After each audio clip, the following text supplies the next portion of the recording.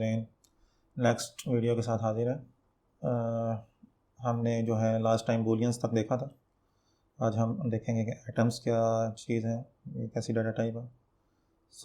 अगर हम इसकी डेफिनेशन पढ़ें तो वो कहता है कि एटम जो है वो एक कांस्टेंट की तरह काम करते हैं, जिसकी वैल्यू भी वही होती है जो आप उसका नेम रखते हैं। मतलब ये एक ऐसा कांस्टेंट है, इसका जो भी आप नेम रखेंगे उसकी वैल्यू भी वही होगी। कुछ दूसरी लैंग्वेजेस हैं जिनमें इसको सिंबल्स कहा जाता है, जैसे रूबी में, और ये जो है वो यूज़फुल हैं डिस्टिंक्ट वैल्यूज़ को इन्यूमरेट करने में। मतलब वैल्यूज़ को डिस्टिंक्ट करने के लिए आप एटम्स बना सकते हैं, और ये कांस्टेंट टाइप होती है लैंग्वेज के अंदर। जैसे कि आपको यहाँ पर नज़र आ रहा है कि ये एक एटम बना हुआ है, और एटम जो है, मैं आई एक्स स्टार्ट कर लेता हूँ दोबारा से। जब भी किसी वर्ड के स्टार्ट में आपने कॉलन लगा दिया और उसके बाद कोई भी आपने वर्ड लिख दिया तो वो एक एटम बन जाएगा। ठीक है, जैसे ये एप्पल जो है एक एटम बन गया है, इसी तरह ऑरेंज ये एक एटम बन गया। तो इस तरह किसी भी वर्ड के स्टार्ट में अगर आप कॉलन लगा देते हैं तो वो एक एटम बन जाता है। और यहाँ पर आप देख रहे हैं कि हमने एक स्ट्रिंग ही पास कर रहे हैं, लेकिन वो स्ट्रिंग हमने किसी कोट्स के अंदर इनकोड नहीं की हुई, बल्कि सिंपली हम कॉलन लगा रहे हैं।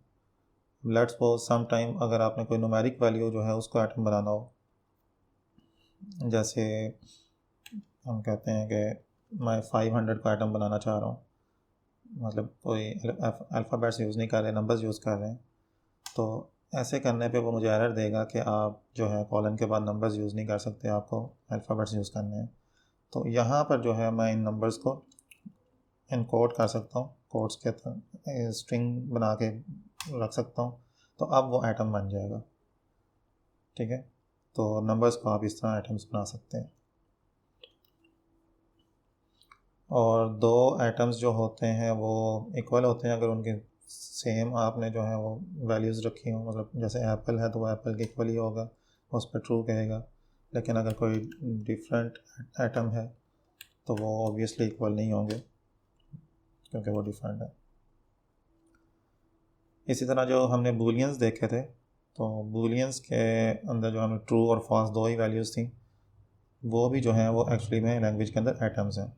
जैसे कि हमारे पास बूलियन था ट्रू, और अगर हम इसको इक्वल करें एक एटम ट्रू के साथ तो ये दोनों इक्वल आएंगे। वो इसलिए कि लैंग्वेज के अंदर ये दोनों एटम्स ही हैं। जस्ट हमारे पास ये हेल्प है लैंग्वेज की तरफ से कि हम इनका जो लीडिंग कॉलन है वो स्किप कर सकते हैं।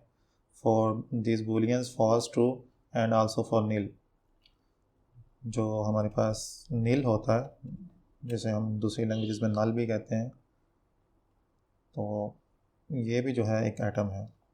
और अगर आपने एटम चेक करना हो तो जैसे हमने बूलियन चेक करने के लिए हमारे पास फंक्शन था इस बूलियन का, और उसके अंदर जब हम बूलियन पास करते थे तो वो हमें ट्रू बताता था, अगर कुछ और पास करते थे तो वो हमें फॉल्स बताता था।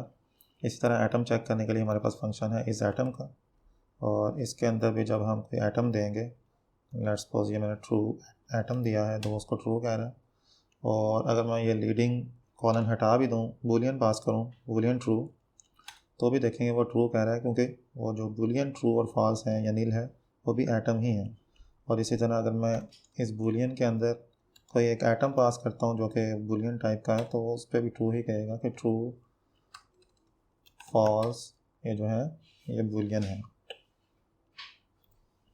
और इसी तरह इस एटम नील, तो वो भी ट्रू है, क्योंकि नील जो है उसका भी लीडिंग हम कॉलन जो है वो रिमूव कर सकते हैं। ओके, इसके बाद जो है ये लाइन लिखी हुई है, इसमें वो आपको बता रहा है कि नेक्स्ट लेसन्स में आप एक्सप्लोर करेंगे एलिक्सर के जो मॉड्यूल्स होते हैं। कुछ कंस्ट्रक्ट्स होते हैं या मॉड्यूल्स होते हैं जिनको हम या जिनके हम एलियासेस भी बनाते हैं। एलियासेस नेक्स्ट जाके आप देखेंगे एक चीज़ होती है, लेकिन बेसिक मैं आपको बता देता हूँ कि उसकी देखने की या उसको आइडेंटिफाई करने का जो तरीका है वो ये है कि आपका एक ऐसा वेरिएबल जिसका स्टार्टिंग जो करैक्टर है वो कैपिटल हो। जैसे कि यहाँ पर हेलो है, तो इसका एच जो है वो कैपिटल है, तो ये एक एटम है। तो अब नेक्स्ट जाके जब हम एलिसिस बनाएंगे तो वो भी एक्चुअली में लैंग्वेज के अंदर एटम्स बन रहे होंगे। जैसे मैं इस एटम हेलो कह रहा हूँ तो वो उसको ट्रू कह रहा है, लेकिन अगर मैं कोई स्मॉल कैरेक्टर यूज़ करूँगा तो फिर वो मुझे पहले तो वो कहेगा कि ये है क्या, ये ऐसा कोई वेरिएबल नहीं है। अगर आप स्ट्रिंग यूज़ कर रहे हो तो वो वैसे फॉल्स होगी। लेकिन जब हम कैपिटल कैरेक्टर यूज़ करते हैं फर्स्ट किसी और विदाउट कोड्स, यानी कि कोई स्ट्रिंग वगैरह नहीं लिखते, हम सिंपली एक वर्ड लिखते हैं, तो वो एलियस बनता है और वो एज एन एटम ही यूज़ हो रहा होता है लैंग्वेज के अंदर। ओके, इसके बाद स्ट्रिंग्स हैं। स्ट्रिंग्स एलिक्सर के अंदर कोई भी ऐसी चीज़ जो कि आपने डबल कोट्स के अंदर लिखी हुई है वो एक स्ट्रिंग होगी। ठीक है, और बस इसकी सिंपल सी यही डेफिनेशन है कि डबल कोट्स के अंदर लिखी गई जो भी चीज़ होगी वो एक स्ट्रिंग कहलाएगी। और उसके बाद अगर आपके पास जो एटम्स हैं वो भी अगर आप स्ट्रिंग में कन्वर्ट करना चाहें तो वो इजीली कन्वर्ट हो सकते हैं, क्योंकि आपको पता है कि वो एक वर्ड ही है जो कि सेंटेंस है या वर्ड है इंग्लिश का, तो वो इजीली स्ट्रिंग में कन्वर्ट हो सकता है। अब यहाँ पर क्या हो रहा है कि इस एग्जांपल में हम एक स्ट्रिंग वेरिएबल ले रहे हैं जिसके अंदर हम एक एटम जो है वो पास कर रहे हैं। तो अब इस स्ट्रिंग वेरिएबल के अंदर वर्ड जो है एक एटम रखा गया है, और हम यहाँ पर देख रहे हैं कि हम स्ट्रिंग इंटरपोलेशन भी कर सकते हैं। स्ट्रिंग इंटरपोलेशन क्या होती है कि आपने एक स्ट्रिंग स्टार्ट की, उसमें आपने अपना कुछ वर्ड्स लिखे, और उसके बाद किसी एक वेरिएबल की वैल्यू जो है वो भी आप इसी स्ट्रिंग के अंदर ऐड करना चाह रहे हैं, तो आप उसको इस तरह ऐड कर सकते हैं जैसे लाइक दिस। मैं दोबारा आपको लिख के बता देता हूँ कि किसी भी वेरिएबल को अगर आपने ऐड करना हो तो आप लिखते हैं हैश और करली ब्रेसेस लगाते हैं, और उनके अंदर आप उस वेरिएबल का नाम लिखते हैं और करली ब्रेसेस क्लोज, और उसके बाद आप अपनी स्ट्रिंग की जो इन्वर्टेड कॉमास हैं वो आप क्लोज करते हैं। तो इस तरह आपके पास आप देखेंगे कि वो कंकैटिनेशन हो रही है, या स्ट्रिंग इंटरपोलेशन इसको कहते हैं, कि एक वेरिएबल को आपने स्ट्रिंग के अंदर ऐड कर दिया। अब वेरिएबल की वैल्यू थी वर्ड जो कि एक एटम था, लेकिन एटम को उसने ऑटोमेटिकली एक स्ट्रिंग में कन्वर्ट कर दिया, क्योंकि स्ट्रिंग इंटरपोलेट हम कह रहे थे। ज़रूरी नहीं है कि सिर्फ हम ये एटम्स को ही कर सकते हैं, हम किसी भी तरह के जो वेरिएबल्स हों, लेट्स सपोज एक नंबर मैं ले लेता हूँ यहाँ पे 1 2 3, और इसको कह देता हूँ दिस इज़ अ नंबर, और नंबर जो है उसको मैं इंटरपोलेट करके स्ट्रिंग क्लोज करता हूँ, तो वो देखें आप उसने प्रॉपर्ली उसकी जो वैल्यू है वो वहाँ पे ऐड कर दी है।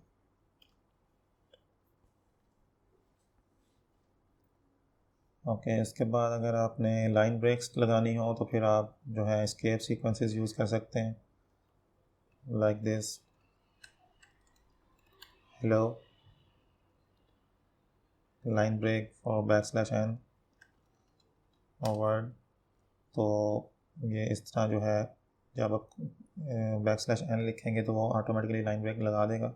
अगर IEX में देखें तो मैं इसको इस तरह कर सकता हूँ कि हेलो, मैंने यहाँ पर एक स्ट्रिंग स्टार्ट की, मैंने एंटर किया और यहाँ पर आके वर्ड लिखा और फिर उस स्ट्रिंग को क्लोज किया, तो आप देखेंगे ऑटोमेटिकली उसमें लाइन ब्रेक वो ऐड कर रहा है जो हमने यहाँ पर लाइन ब्रेक ऐड की थी।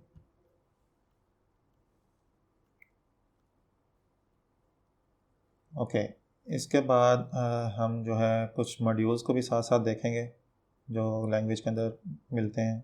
उनमें सबसे पहले हमारे पास जो मॉड्यूल है वो है IO, इनपुट आउटपुट का मॉड्यूल है, क्योंकि आपको पता है कि आउटपुट के लिए या इनपुट यूज़र से इनपुट लेने के लिए यूज़ होता है ये मॉड्यूल, और तकरीबन सारी लैंग्वेजेस में इस तरह के मॉड्यूल होते हैं जिनमें हम इनपुट और आउटपुट लेते हैं यूज़र से। तो इस मॉड्यूल का जो एक फंक्शन है IO का वो है पुट्स।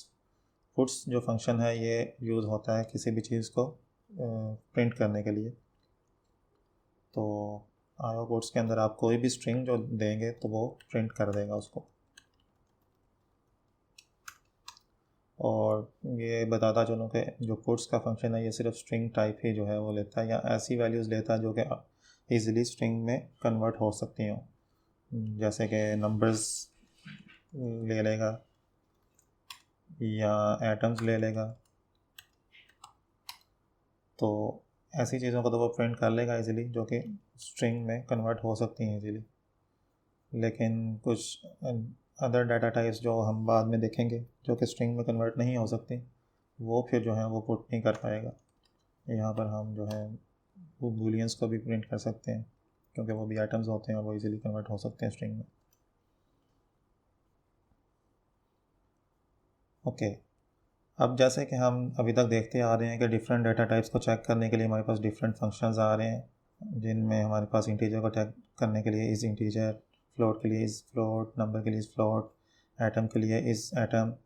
इसी तरह स्ट्रिंग को चेक करने के लिए हमारे पास जो फंक्शन है वो है इस बाइनरी। अब यहाँ पर इस स्ट्रिंग का फंक्शन नहीं है, लेकिन इस बाइनरी का फंक्शन है, क्योंकि स्ट्रिंग्स जो हैं वो बाइनरी टाइप होती हैं एलिक्सर के अंदर। सो इसको अगर मैं कोई स्ट्रिंग पास करता हूँ तो वो उसको ट्रू कहेगा, लेकिन अगर मैं स्ट्रिंग पास नहीं करता, कोई न्यूमेरिक वैल्यू देता हूँ तो वो फॉल्स कहेगा, या अगर कोई आइटम देता हूँ तो भी वो फॉल्स कहेगा। और सिर्फ डबल कोट्स के अंदर जो हम स्ट्रिंग पास करेंगे उसी को ही वो ट्रू कहेगा। यहाँ पर याद रखिए कि अगर दूसरी लैंग्वेजेस में हम सिंगल कोट में भी स्ट्रिंग लिख लेते हैं, लेकिन एलिक्सर के अंदर सिंगल कोट्स में लिखी गई स्ट्रिंग जो है वो स्ट्रिंग नहीं कहलाती, तो इसलिए वो उसको फॉल्स कह रहा है।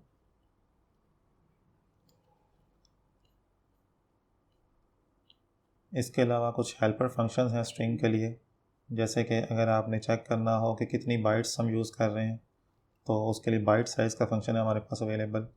आप बाइट साइज़ लिखें और उसको स्ट्रिंग दें तो आपको उसकी बाइट साइज़ बता देगा। अब यहाँ पर उसने 6 बताया है। 6 कैसे बताया कि हमारे पास ये जो है एच ये 1 बाइट का होता है, ई 1 बाइट का, एल 1 बाइट का, तो इन टोटल यहाँ तक हो गए 4 बाइट्स। उसके बाद ये जो ओ लिखा हुआ है, ये एक्चुअली में ओ जो है वो सिंपल ओ नहीं लिखा हुआ जैसे ये मैंने ऊपर लिखा है, बल्कि ये 2 बाइट्स का ओ लिखा हुआ है। इसके साथ ऊपर आप देख रहे हैं कि एक कॉलन सा लगा हुआ है, ये एक डिफरेंट सिंबल है, तो ये सिंबल जो है ये 2 बाइट्स का होता है। तो इन टोटल ये 6 बाइट्स बन गए हैं इसकी।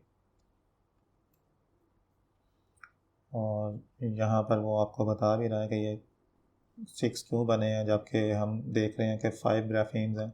ग्राफीम्स का मतलब होता है कि 5 हमने करैक्टर्स यूज़ किए हुए हैं इस स्ट्रिंग के अंदर।